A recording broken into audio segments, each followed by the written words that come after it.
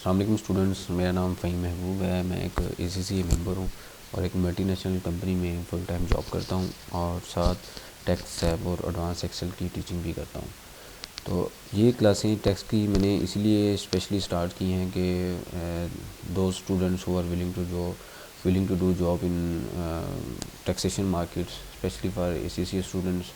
ACCA students के लिए एक बैकलॉग ये है कि ACCA स्टूडेंट्स ने F6 और P6 पढ़ा होता है, जिसकी वजह से जब वो टैक्सेशन की जॉब के लिए जाते हैं तो या तो वो इंटरव्यू पास नहीं होते या उनको इंटरव्यू की कॉल नहीं आती।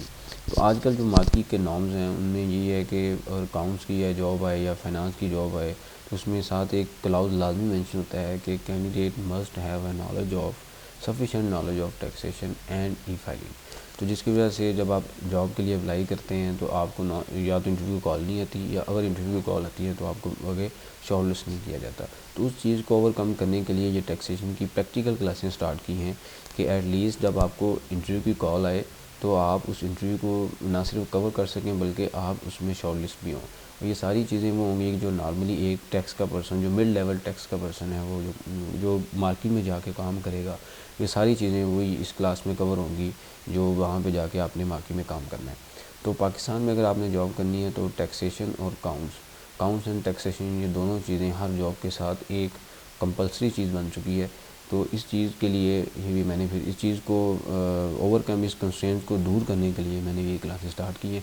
तो आइए हम स्टार्ट करते हैं कि how to work taxation system and types of taxation system in Pakistan. तो पाकिस्तान में टैक्स सिस्टम दो तरह का टैक्स सिस्टम है। एक डायरेक्ट टैक्स,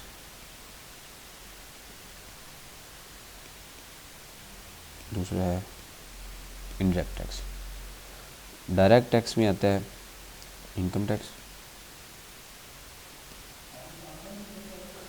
इनडायरेक्ट टैक्स में आता है sale tax, VAT, FED, custom duty और एनी अदर टैक्सेस, सारे के सारे इनडायरेक्ट में सॉल्व करते हैं। अब हम देखते हैं कि what is the difference between direct tax and indirect tax. इसको हम छोटी सी एग्जांपल के साथ अंडरस्टैंडिंग देते हैं कि लेट्स से 30 जून 2017 को कंपनी ने अपने एनुअल अकाउंट्स फाइनल किए और उसकी लेट से सेल थी 1 लाख रुपया, कॉस्ट ऑफ सेल थी 50,000, ग्रॉस प्रॉफिट आ गया 50,000, अदर एक्सपेंसेस सेलर से 25,000, प्रॉफिट बिफोर टैक्स 25,000 और tax for the year during the year था 15,000। ये हम लेटर ऑन डिस्कस करेंगे कि how to calculate this percentage of taxes. तो प्रॉफिट आफ्टर टैक्स अमाउंट आ गई 10,000। अब ये जो अमाउंट थी 15,000 रुपया, ये इसने अपनी इनकम में से सारे खर्चे माइनस किए। खर्चे माइनस करने के बाद जो एट दी एंड उसके पास कुछ प्रॉफिट बचा, उसमें से उसने टैक्स दिया। तो इसलिए इसको हम बोलते हैं इनकम टैक्स, यानी कि अपनी इनकम के ऊपर उसने टैक्स दिया।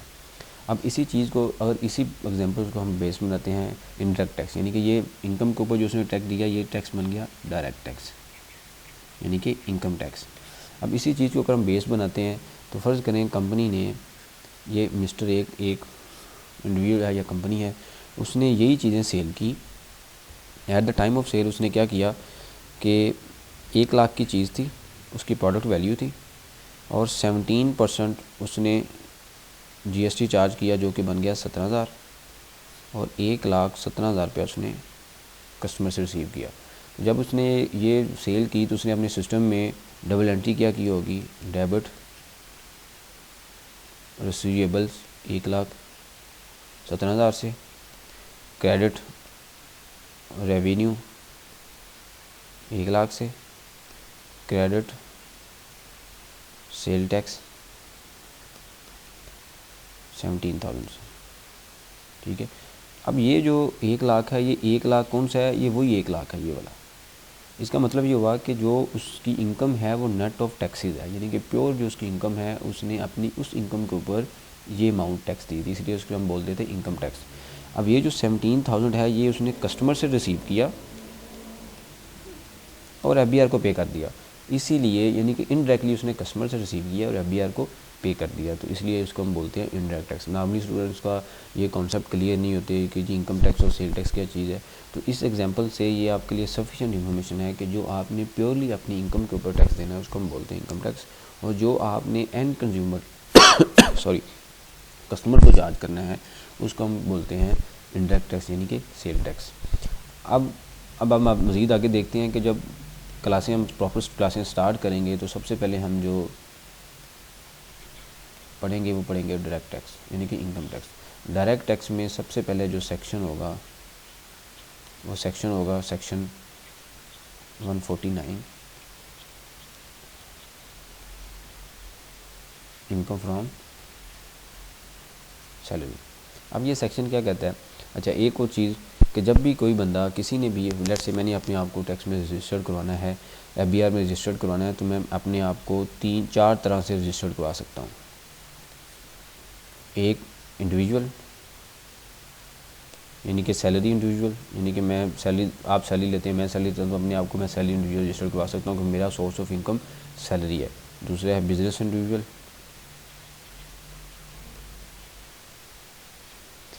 और कंपनी, या तो कंपनी हो सकता है, और लास्ट में है AOP क्या है कि एक या दो बंदे, मैंने और आपने मिलकर एक पार्टनरशिप बिजनेस स्टार्ट कर लिया, एसोसिएशन ऑफ पर्सन है, इसलिए हम बोलते हैं टैक्सिंग लैंग्वेज में AOP। अब जब ये मैंने आपको, या तो मैं अपने आप को सैलरी इंडिविजुअल रजिस्टर कराऊंगा, या बिजनेस इंडिविजुअल होगा, या कंपनी होगा, या AOP होगा, तो ये रजिस्ट्रेशन करवाने के बाद FBR की तरफ से मुझे 8 डिजिट का NTN नंबर मिल जाएगा, जिसको हम बोलते हैं नेशनल टैक्स नंबर। तो नॉर्मली गवर्नमेंट्स की ऑर्गेनाइजेशन होती हैं उनके पास होता है FTN, जिसको हम बोलते हैं फ्री टैक्स नंबर, यानी कि जिस तरह हम नादरा में रजिस्ट्रेशन होती है हमारी, तो हमें CNAC नंबर मिल जाता है 13 डिजिट का। इसी तरह जब एक्ट टैक्स में आप रजिस्टर्ड होंगे आपको NTN मिल जाएगा, 8 डिजिट NTN, जिसको हम बोलते हैं नेशनल टैक्स नंबर। जो गवर्नमेंट के अदारे हैं उनके पास होता है फ्री टैक्स नंबर, वो लेटर हम देखेंगे कि NTN और FTN में मेन डिफरेंस क्या है। अब सेक्शन 149 ये कहता है कि जब कंपनी ने या AOP ने या बिज़नेस इंडिविजुअल्स ने या उन्होंने जब अपने स्टाफ को सैलरी की पेमेंट करनी है, उसकी टैक्सीबल सर्विस यानी कि जो सर्विस ली हैं उसके अगेंस्ट उसको सैलरी पे करनी है, तो अगर उसकी अमाउंट, सैलरी की अमाउंट टैक्सीबल है तो उसके ऊपर एप्लीकेबल टैक्स डिडक्ट करना है, कैलकुलेट करना है, डिडक्ट करना है और गवर्नमेंट को पे करना है। तो फ़र्ज़ करें लेट से आप एक पेरोल मैनेजर की सीट पे बैठे हुए हैं, प्रैक्टिकली आप उसको ज्यूम करें कि आप पेरोल मैनेजर की सीट पे बैठे हुए हैं और आपकी कंपनी जनाब बेसिक सैलरी भी पे कर रही है,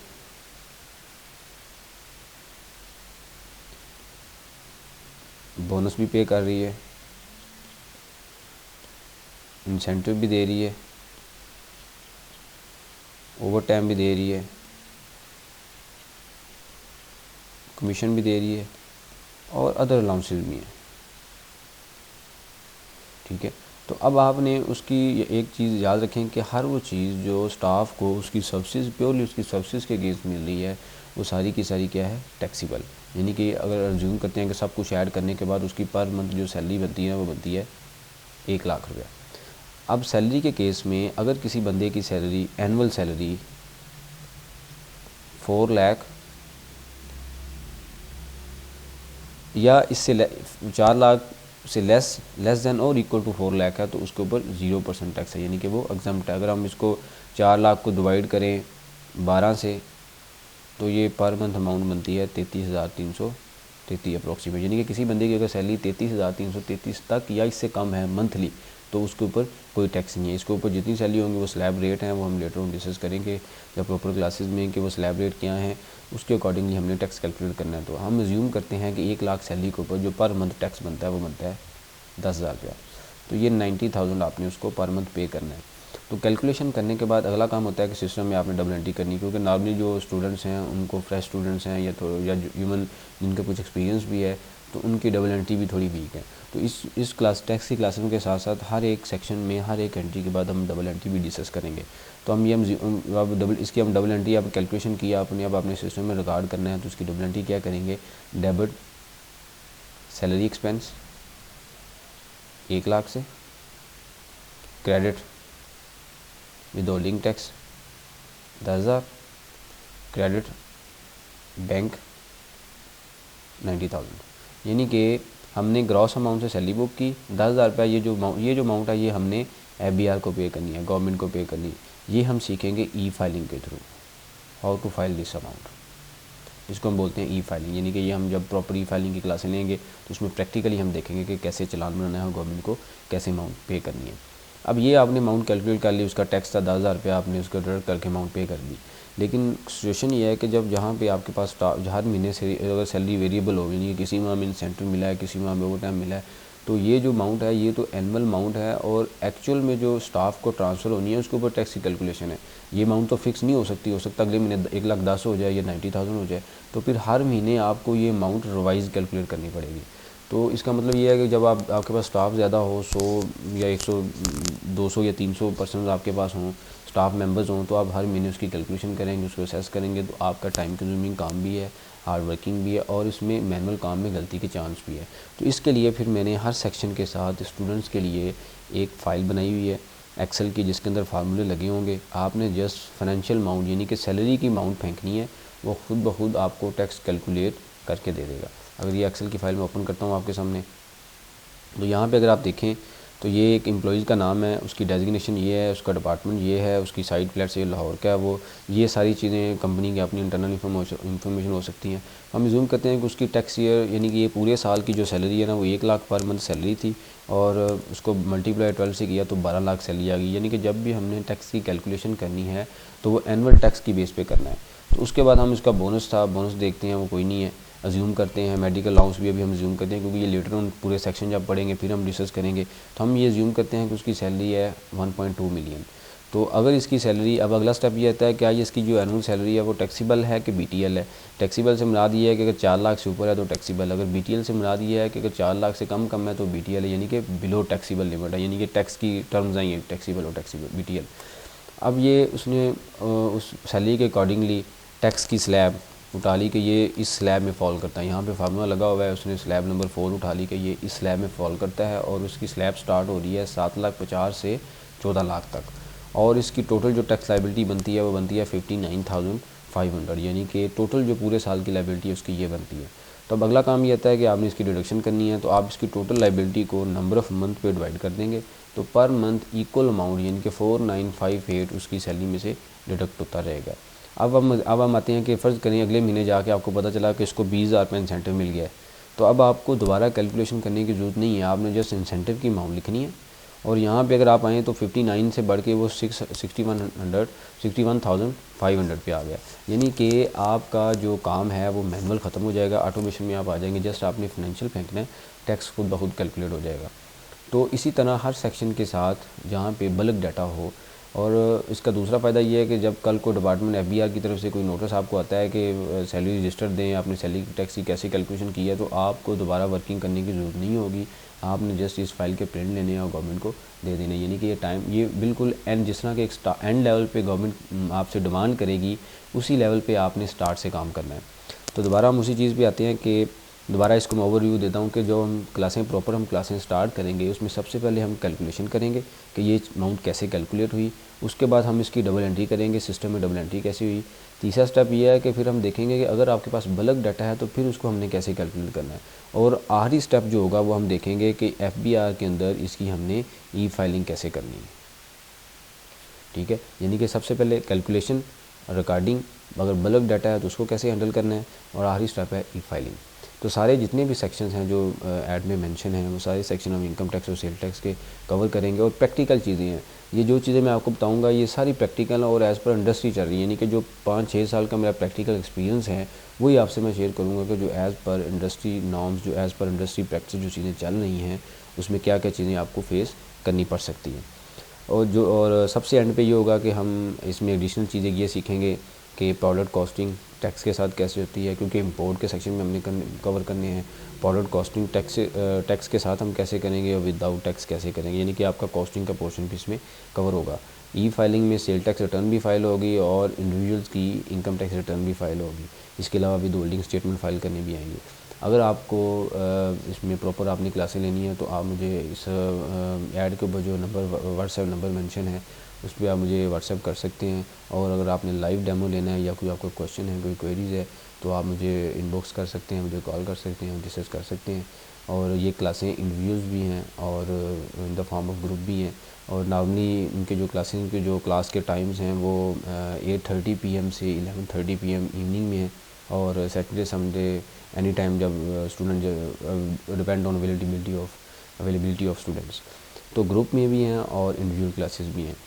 और इसके अलावा जो भी अपडेट्स हैं टैक्स की, वो भी एक स्टूडेंट से मैं शेयर करता रहता हूँ, क्योंकि टैक्स की जो जॉब है उसमें स्टूडेंट्स को अपडेट रहना बहुत ज़रूरी है। क्योंकि हर बजट में या हर एक महीने के बाद या जब भी कहीं अनाउंसमेंट हो तो गवर्नमेंट की तरफ से नई नई चीज़ें आती रहती हैं। तो वो सारी चीज़ें हम इंशाल्लाह उसको कवर करेंगे।